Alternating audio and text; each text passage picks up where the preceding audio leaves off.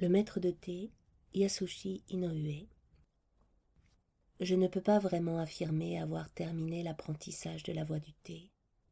Mais quand on a des amis parmi les gens du thé, on en assimile plus ou moins les principes. Et comme l'a dit M. Toyobo, je n'ai pas ma place ailleurs. Après la mort de mon maître, j'aurais sûrement pu trouver une meilleure position en faisant appel à ses disciples. Il y eut même des gens pour m'encourager à le faire. Cependant, j'ai toujours refusé toutes ces aimables propositions pour rompre toute relation dès que les affaires de maître Likiyu furent réglées et me retirer dans une pauvre masure loin de la capitale. Je n'avais pas pensé à un quelconque moyen de subsistance, mais les marchands de Kyoto, avec lesquels j'avais de longue date établi de bonnes relations, ont pris l'habitude de venir me demander l'expertise de leurs ustensiles ou me consulter sur leurs achats et leurs ventes, ce qui fait que j'ai vécu sans grand problème financier jusqu'à aujourd'hui. Dans ma masure délabrée, je me suis aménagé un tout petit espace qu'on ne peut pas vraiment appeler salle de thé, mais où je peux me tenir seul. J'y suis assis, en ce moment même, me laissant porter par mes pensées depuis le début de la nuit. J'entends encore la voix de M. Toyobo. « Toi qui es jeune, pourquoi te caches-tu ainsi ?» J'aurais voulu lui répondre tout à l'heure, mais je n'ai pas pu. Maintenant encore, je cherche une réponse en moi, mais je ne sais que dire. Le mieux serait peut-être de raconter ce qui s'est passé sans me préoccuper de savoir si cela constituera ou non une réponse. Il s'agit d'un rêve que j'ai fait, à l'aube, environ 20 jours après la disparition de mon maître, alors que j'étais retournée dans mon village natal. Je longeais un chemin de gravier, à l'aspect glacé et desséché.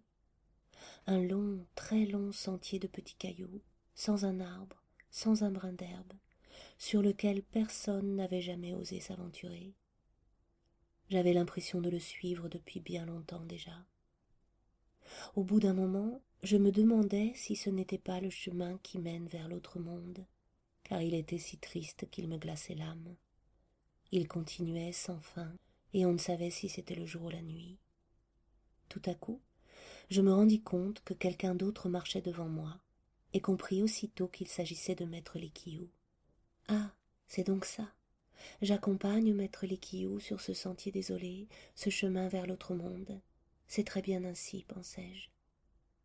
Mais je compris très vite qu'en fait, ce chemin menait vers Kyoto. Mais bien sûr, j'accompagne mon maître jusqu'au palais du Taiko Hideyoshi. Et ce chemin de gravier désolé où personne ne peut s'aventurer doit aboutir à la capitale. Je ne pouvais toutefois m'expliquer pourquoi un sentier pareil conduisait à Kyoto.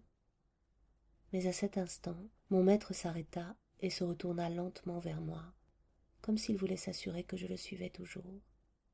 Après un bon moment, il se retourna encore, mais cette fois, ce fut pour me regarder fixement, comme pour m'intimer l'ordre de rentrer. Je décidai de me conformer docilement à son désir et de m'en aller. Je m'inclinai alors profondément vers lui pour prendre congé. Le rêve s'arrête ici. Puis je me levai pour m'agenouiller et m'incliner interminablement, comme je l'avais fait en rêve. Je continuai de m'incliner en direction de mon maître, en un respectueux adieu. Ce n'est qu'après mon réveil que je ressentis la peur. Ce n'était pas tant d'avoir marché sur le chemin qui mène vers l'autre monde qui m'effrayait, mais que ce chemin désolé, qui n'était pas ce que j'avais cru, traversa la capitale pour arriver à la résidence du Taiko Hideyoshi, et que je ne m'en fusse pas aperçu jusque-là. Ce n'était pas un chemin qu'un homme ordinaire comme moi avait le droit de fouler. Voilà donc ce qui s'est passé.